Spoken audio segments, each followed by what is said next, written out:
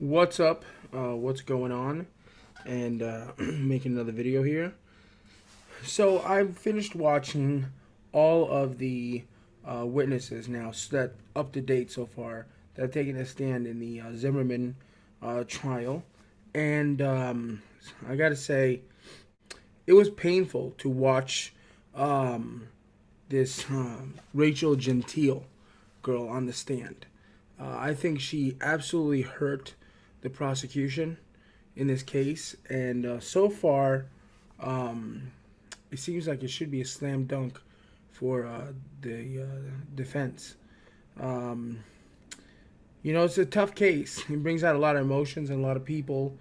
I think places like Fox News that keep saying that this is a white on black crime, when really it's a Latino on black crime. Because Zimmerman is not white, so he considers himself Latino and he is Hispanic. So Fox News just loves to cause trouble and stir the pot, shall we say?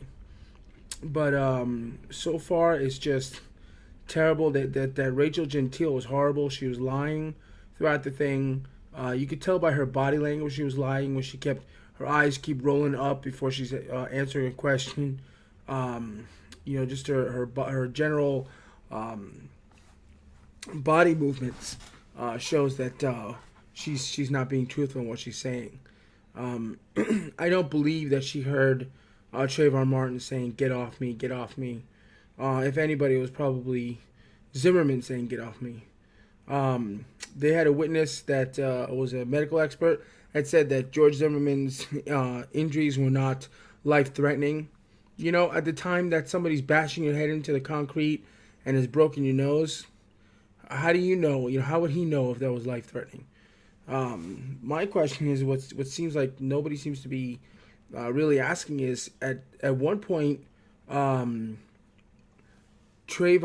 lost Zimmerman. He was able to elude him. So why did he go and double back and to find Zimmerman? That makes no sense at all. He should have just gone home. Zimmerman should have stayed in his car like he was told to, but he did get out. He did make that mistake. And for that reason, I do believe that he is guilty of involuntary manslaughter. And I believe that he should go to jail for that. I don't think that he is completely not guilty in this case. Of second degree murder, he's definitely not guilty. Watching Rachel Genteal on the stand was painful. I can only imagine it must have been painful for how much more painful it must have been for everybody there that was in the courtroom. She's not, I don't know, she's not very intelligent. She doesn't seem very intelligent to me. I saw a lot of comments, people saying that she looks and sounds like she may be mildly retarded, but those are probably the racists that are saying that. But she just doesn't sound very intelligent at all. And the fact that she's almost going to be 20 years old and she'll be entering 12th grade may have something to do with it. The fact that she grew up her entire life in Miami, and to be 20 and a senior in high school seems a little bit strange. I didn't even think you could be allowed to be 20 years old and be a senior in a high school. So I'm sure whatever school she goes to, it cannot be a public school at all. It must be some sort of adult education center. So, there's a racists out there that are going to, keep insulting the girl and insulting everybody in this case. But so far, all the witnesses who have come up, all the witnesses that have been for the prosecution have done terrible. They haven't really made their case, and the defense has made their case. So I could see him actually getting off completely, being found not guilty of everything. But in my opinion, so far, what I've read and what I've seen in the videos of the hearing that has been going on, My opinion is that he is guilty of involuntary manslaughter, um, and I think he should serve at least 2 years for that. Um, but again, that's just my opinion, right? Everyone's got them just like assholes. Um, so I'd like to know what everybody else thinks. Let's try and keep the racism out of it. We don't need racist comments. We need actual comments of people who have been following the case and have kept up with what's going on in the whole situation.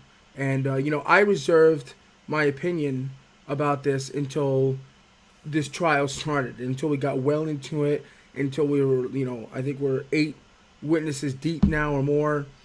So I have reserved my opinion until this point, where I've been able to take the information that's been given to me so far and make an informed decision about about what I think happened, and if Mr. Zimmerman is guilty. And like I said, definitely not guilty of second-degree murder, but for sure guilty of involuntary manslaughter. Um, but Florida has that crazy ass stand your ground law, and in a lot of cases, that where people should have gone to jail for what they didn't because of that stupid law. I mean, I'm all for guns. I'm all for the Second Amendment. But I'm also all for background checks and things of that nature. I'm also all for being able to carry a concealed weapon, as long as you qualify in the range and you pass an even more rigorous background check. You should be allowed to have a concealed weapons permit. But the stand your ground law is ridiculous. It can cause two neighbors who are fighting in their front lawn. One neighbor steps onto the other neighbor's yard, and that could cause him to be shot and killed and covered under stand your ground law, which to me is completely moronic. I think we're too quick to get too violent too fast these days. When I was, I'm not that old. I'm 40, but when I was a kid, you got into a fight, and you fought with your fists, and after it was over, and eventually you ended up becoming friends with that person. And it was that way until I was, well past my teens. Today, people get into a fight. One person loses, they go home, they get a gun, they come back and they kill the other person. It's utterly stupid these days. That's why we need harsher background checks, and we need people to be more responsible with their firearms. If the adults are gonna have firearms at home, they need to make sure they're locked up in a safe, and to make sure that nobody else can get in that safe but them. Make sure their kids can't get in the safe, so the kids don't go home, grab a gun, go to school, and start shooting people up. That's a huge problem. So those are my thoughts. Let me know what your thoughts are. Leave them in the comments below, and I'll speak to you soon. Bye.